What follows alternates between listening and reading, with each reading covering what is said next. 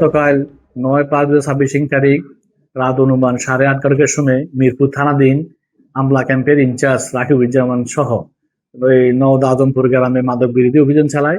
অভিযানে চলাকালীন সময়ে রবিউল ইসলাম নামে এক মাদক ব্যবসায়ীকে 8 পিস ইয়াবা সহ হাতনাতে গ্রেপ্তার করে থানা নিয়ে আসা হয়।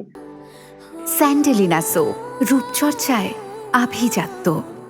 নিয়ে আসলে প্রাথমিক জিজ্ঞাসাবাদে কার থেকে মাদক কিনছে তার নাম সহ তাকে সহ মাদক সহ এই রাকিব ইসলাম বাদী হয়ে এজাহার দায়ের করলে মামলাটা এফআইআর করা হয়। এফআইআর করার পরে স্থানীয় নওদা আজমপুরের মেম্বার, রানিং মেম্বার বিএনপি সমর্থিত তাকে এবং তার সাথে জামাতের 4 নেতা থানায় এসে বারবার রিকোয়েস্ট করে এই মাদক ব্যবসায়ীকে ছেড়ে দেওয়ার জন্য।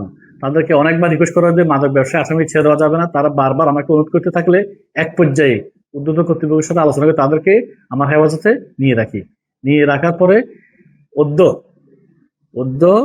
10/5 তারিখ সকাল বেলা ঊর্ধ্বতন কর্তৃপক্ষের সাথে আলোচনা ক্রমে ভবিষ্যতের জন্য সতর্ক করে স্থানীয় গণ্যমান্য ব্যক্তিদের উপস্থিতিতে তাদেরকে মুচলেখা নিয়ে ভবিষ্যতে মাদকের জন্য আর কোনোদিন তদবির করার মর্মে তাদেরকে মুচলেখা দিয়ে জিম্মা ছেড়ে দেওয়া হয়।